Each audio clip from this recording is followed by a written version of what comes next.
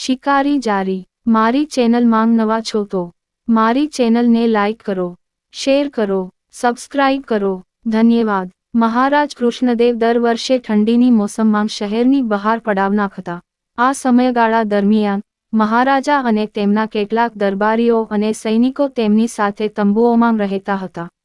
તે દિવસોમાં રાજ્યના તમામ કામકાજને બાજુ પર મૂકીને તેઓ સંગીતના મેળાવડાનું આયોજન કરતા અને ક્યારેક વાર્તાઓ શેર કરતા.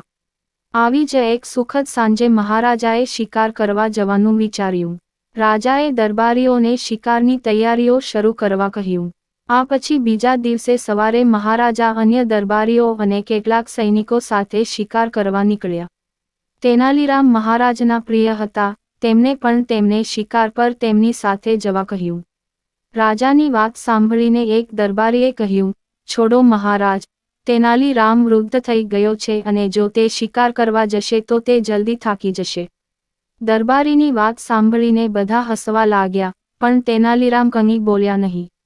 દરમિયાન રાજાએ તેનાલીરામને કહ્યું કે દરબારીઓની વાતને અવગણીને તેની સાથે શિકાર કરવા જાઓ. મહારાજાની સલાહ પર તેનાલીરામ પણ ઘોડા પર સવાર થઈને કાફલા સાથે નીકળ્યા. થોડી વાર પછી મહારાજનો કાફલો જંગલની વચ્ચે પહોંચ્યો. શિકારની શોધ કરતી વખતે રાજાએ નજીકમાં એક હરણ જોયું.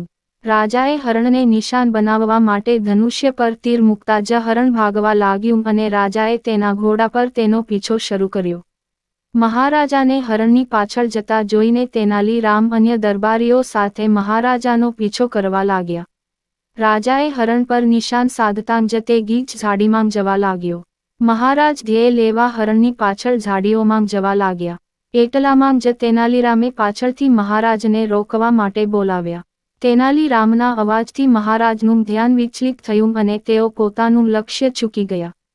હરણ ઝાડીઓમાં જતાની સાથે જ રાજાએ ફરીને તેનાલીરામ તરફ ગુસ્સાથી જોયું. મહારાજે તેનાલીરામને ઠપકો આપ્યો અને પૂછ્યું કે તે તેમને ઝાડીમાં કેમ જવા દેતા નથી. ગુસ્સામાં આવીને રાજા કૃષ્ણદેવે કહ્યું કે તેમના કારણે હરણનો શિકાર થઈ શકતો નથી. મહારાજની ઠપકો સાંભળીને પણ તેનાલીરામ ચૂપ રહ્યા. જ્યારે રાજા મૌન રહ્યો, ત્યારે તેનાલીરામે એક સૈનિકને ઝાડ પર ચઢીને ઝાડીઓની પેલે પાર જોવા કહ્યું. તેનાલીરામની સલાહ પર સૈનિકે જોયું કે મહારાજા જે હરણનો પીછો કરી રહ્યા હતા તે કાંટાવાળી ઝાડીઓમાં અટવાઈ ગયું હતું અને ખૂબ જ લોહી વહી રહ્યું હતું. લાંબો સમય પ્રયત્ન કર્યા પછી પણ હરણ એ કાંટાળી ઝાડીઓમાંથી છટકી શક્યું અને જંગલ તરફ ભાગી છૂટ્યું. ઝાડ પરથી ઉતરીને સૈનિકે મહારાજને ભરેલી આંખે કહ્યું. સૈનિકે જે કહ્યું તે સાંભળીને રાજાને ખૂબ જ આશ્ચર્ય થયું. તેણે તેનાલીરામને નજીક બોલાવ્યો અને પૂછ્યું કે શું તે પહેલાથી જ જાણતો હતો કે ત્યાં કાંટાળી ઝાડીઓ છે. રાજાની વાત સાંભળ્યા પછી તેનાલીરામે કહ્યું, જંગલમાં એવી ઘણી ઝાડીઓ છે જે વ્યક્તિને લોહી વહેવડાવી શકે છે અને તેને અર્ધમૃત્યુ પામે છે. મને શંકા હતી કે આગળ આવી જ હિંસક ઝાડીઓ હોઈ શકે છે. તેનાલીરામની વાત સાંભળીને મહારાજને ફરી એકવાર તેમની શાણપણની ખાતરી થઈ ગઈ. બીજા દરબારીઓને જોઈને મહારાજાએ કહ્યું કે તમે લોકો તેનાલીરામ શિકાર કરવા આવે એવું નહોતા ઈચ્છતા, પણ આજે તેમના કારણે મારો જીવ બચ્યો છે. મહારાજે તેનાલીરામની પીઠ થપથપાવીને કહ્યું કે તેની બુદ્ધિ અને સમજ સાથે કોઈ મેળ નથી. વાર્તાનો સાર. ઉતાવળમાં લેવાયેલા પગલાં ક્યારેક આપણને નુકસાન પહોંચાડે છે.